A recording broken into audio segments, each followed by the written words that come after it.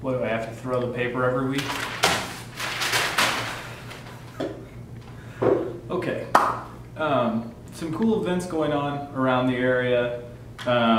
This weekend we have the Acushnet Veterans Memorial Park dedication on Sunday.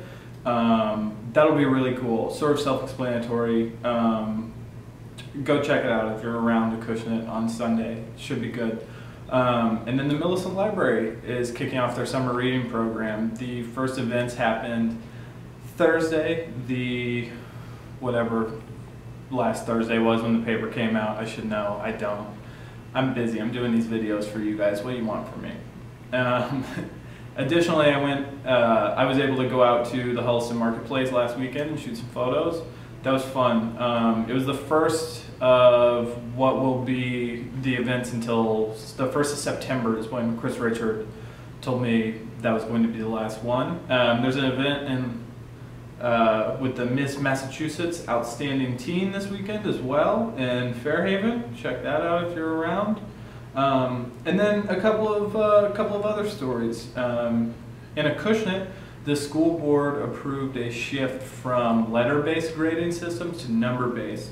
So rather than A, B, C, D, and F, it'll now be 1 through 4. 4 being the best, 1 being, so 4 is the equivalent of an A, 1 is the equivalent of an F, which is an interesting, something I've never seen before, but then again, I haven't been K through 12 in quite some time, sadly, getting old.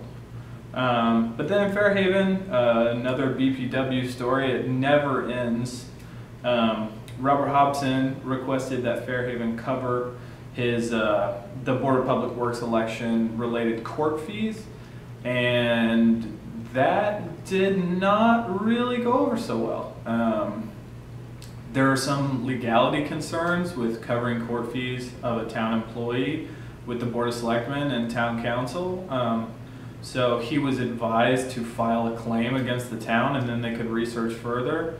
And he told them that if he were to have to continue to file a claim, he was also going to sue for damages and not just the lawyer fees, which he was requesting at this meeting, which were just north of $1,700. So it was a bit heated. Selectmen admitted that mistakes were made in the process, which I think has been evident up to this point just because of how many different steps people have had to go through, but it doesn't look like it's actually done, despite the fact that Hobson kept his seat on the board. So that should be interesting, another thing to keep an eye out. Those are the main stories for this week. Go pick up the paper, check it out online, southcoasttoday.com/advocate. And if you like podcasts, subscribe to the podcast that I do with my coworker and Standard Times reporter Mike Bonner called The Bubble. Check it out.